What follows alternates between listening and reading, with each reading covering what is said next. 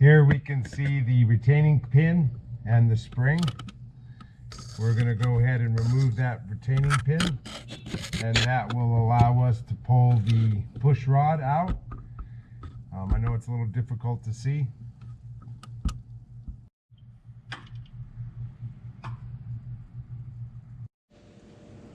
So once I remove the pin, this is what the pin looks like, and the clevis. So if we look at it, we can see that it's kind of, well, and it goes through like so. And then when we remove it, we just catch it with the hose pick tool. We pull down on it, and that'll pull the clip out. Then we're able to push the pin out through the other side.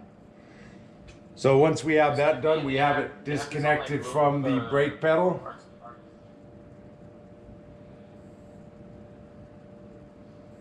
The next step is to pull the line off of the clutch master cylinder.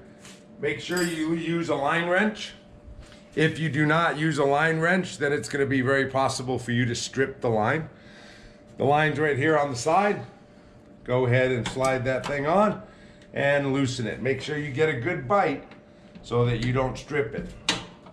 Once you break it free, you then can switch to the open end wrench so you can work more quickly. And we are going to pull the line off the car. At this point, it's going to start dripping a little bit of brake fluid. We'll clean that up in a little bit. You can always put some rags underneath it to help prevent you from making a mess. Now the clutch master cylinder is only going to have one line on it. The regular brake master cylinder is going to have 2 or more lines on it. The clutch master cylinder is only about 4 inches long. And well, there went my wrench.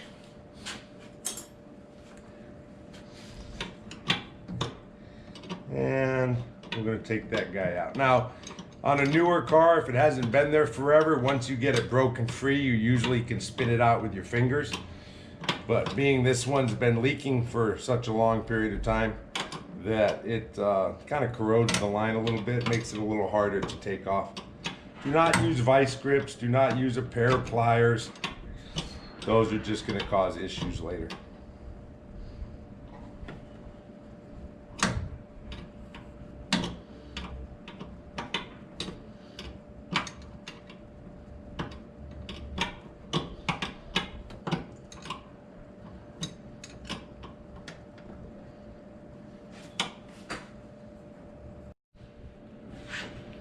So once we've removed the line, the next thing we're going to do is unbolt the clutch master cylinder from the firewall. And there's going to be 2 bolts, one on the top and then one down below on the bottom. So we'll go ahead and pull those out.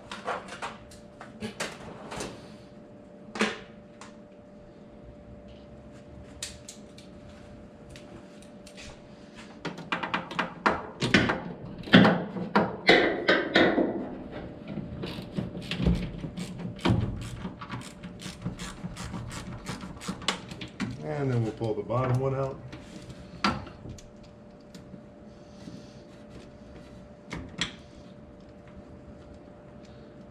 If I can find it. There she is.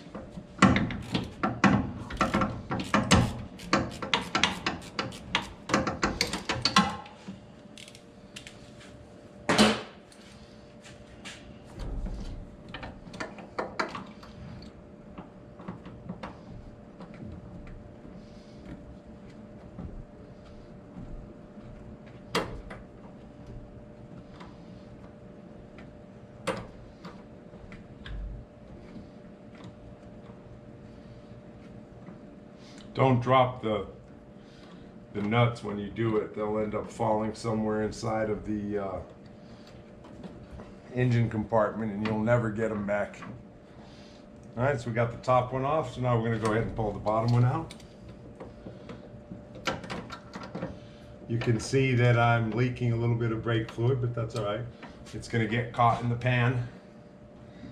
If you don't put a pan under it, well, then it's going to get caught by the floor. And then you're going to end up having to mop a little bit, or at least wipe up the spots.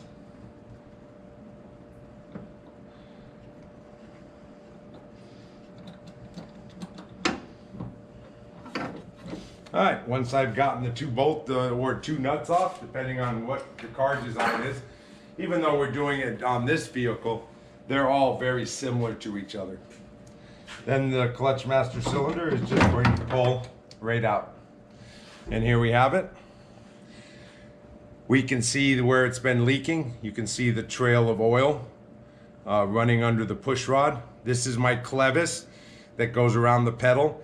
This is the hole where the pin goes through. This attaches to the brake pedal. So now we're going to bench bleed the new one, and then we'll reinstall it. So we're gonna go off and bench bleed it. So we're gonna take our new master cylinder, and the first thing we wanna do is match it to the old master cylinder to make sure that it is the correct size and the correct one. You don't want to go and put fluid in it and then figure out it's the wrong one, because a lot of times the company won't let you return them once they have fluid in them. So we're going to go ahead and check. Old one, new one. We can see that the fittings are in the same spot. Reservoirs look the same. Mounting bolts look the same. And the clevis looks the same. Well, kind of the same, because, well, one of them is a lot dirtier than the other.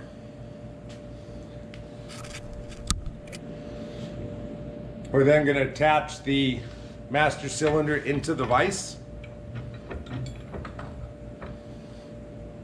And we're going to remove the cap. And we're going to remove the plug that goes in the fitting on the side. Then we are going to install an adapter into the fitting. So we have to find the correct one. Oh, not those. They come in a set. And that set will have the hoses and the fittings to do most cars. Of course, if you have a car that's unique, maybe you own an Alfa Romeo because you have very little taste in cars, or you have a Prius because you have absolutely no taste in cars, then, well. All right, so we're now going to thread this in. Don't tighten it with a wrench, you're just going to do it hand tight. And we're going to take the hose and attach one end of the hose on the bleeder, and the other end's going to go down in the reservoir. And then we are going to fill up the reservoir with brake fluid. Make sure it comes out of a sealed container. If you take it out of a container that's had the lid off it, then it is going to have absorbed all the moisture it can, and we don't have brake fluid anymore. Now, once we've done that, we're going to slowly push down on the clutch pedal, and you will see bubbles come out of the hose. See all the bubbles? Then we're going to wait a second, and then we're going to slowly push it back in. Still have bubbles. Slowly push it back in. We still have bubbles. And you'll notice I wait for a second on each end. That allows the fluid to flow into the chamber. So don't just pump it and pump it and pump it. Do it nice and slow. And you're going to keep doing it until there's no more bubbles coming out of the hose.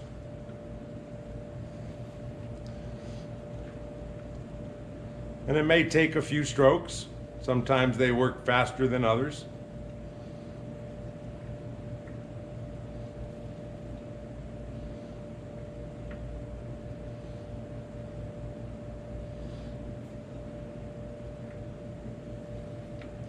It's important that we get all the air out, though. If we don't get all the air out, then we will end up with a soft pedal, and that's not good at all. It won't depress the clutch correctly.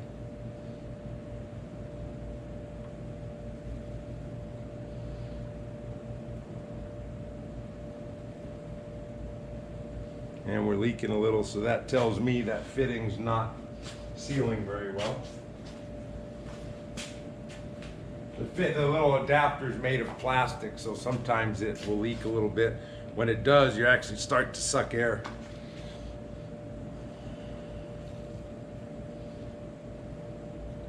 And you can see that we're getting Pretty much very little air now, just a few fine bubbles.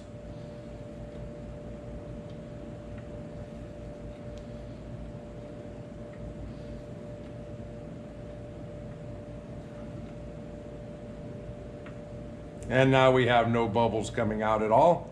So that indicates that we have successfully bench bled the system. Now leave the hose in there and kind of put the cap over the top. That way you don't lose all the brake fluid out of this fitting once we remove the adapter. If you lose all the brake fluid, you basically allowed air into the system and we have to start over. And that would be bad. So now we're gonna go install this on the car. Once we bench bled the master cylinder, we're ready to install it again.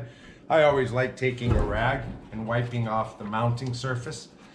If you have any trash that's caught in there, well, if it rains, you could end up with a little bit of a water leak, or you could even hear some engine noise come through. Once I've done that, I'm going to go ahead and place my master cylinder. Make sure that you set the prongs of it at 12 o'clock and 6 o'clock. And I'm going to feed it through the hole and attach it to the studs or use the bolts to hold it in place. All right. Once you get it on there, we're just going to start the nuts. We're not going to tighten them yet because we need to go inside and put the clevis and the pin back in. But we don't want, when we're trying to put it in, we don't want to push against the master cylinder and shove it out of the car. So you always want to fasten it at least a little bit so that you don't have to go put it in again.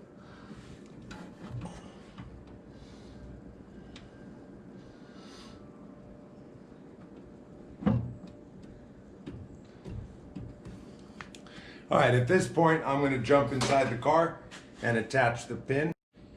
Now that I've installed the clevis and the pin and the spring, I'm going to go ahead and tighten the master cylinder the rest of the way.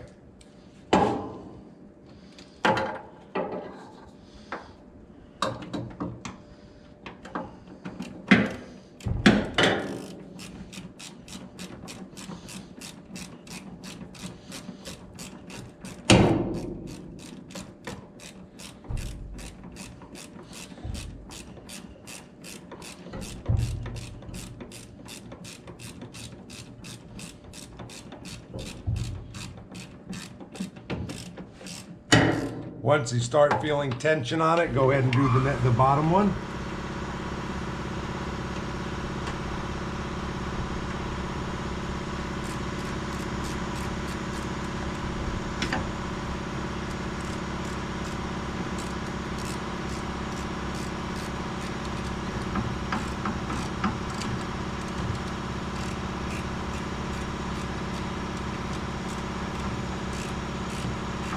This way you don't cause it to go a little crooked and possibly break the mounting bolts or the mounting bracket. So by running it in until it just makes contact and then tightening the other side, we make sure that we're tightening it evenly.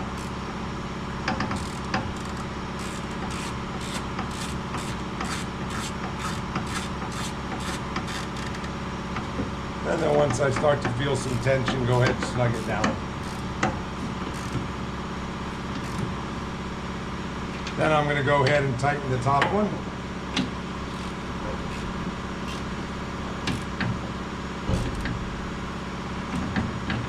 And now I'm ready to put my line in. So go ahead and pull the tube out of the reservoir and remove the adapter.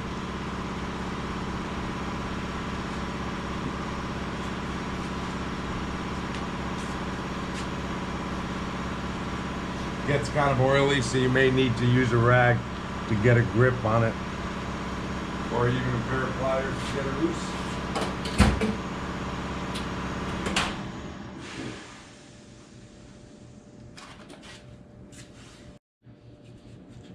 Once you have it loose, then go ahead and unthread it. Realize that the tube's full of fluid, so as soon as you get it off, it's going to want to drip fluid.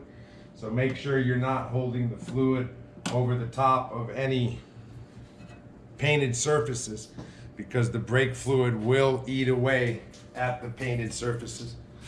At that point, you want to go ahead and put our line in.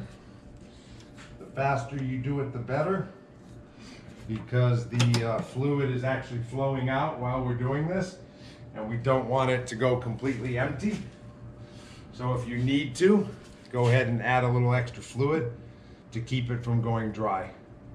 So if you go dry, you have to start over. So there's no mercy as far as that goes, so make sure you don't let it run out of fluid. And then once we get the line started, then we're going to go ahead and tighten her up.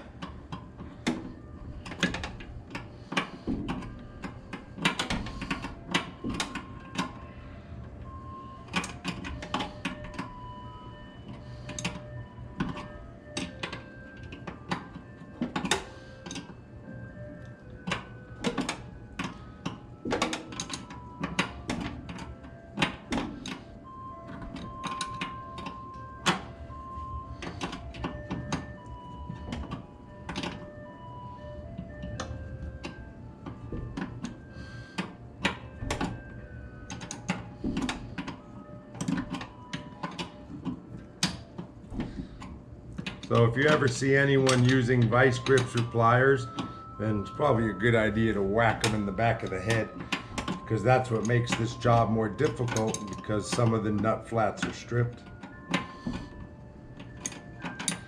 Not enough to where we can't get it tightened, but just where I have to skip every second one.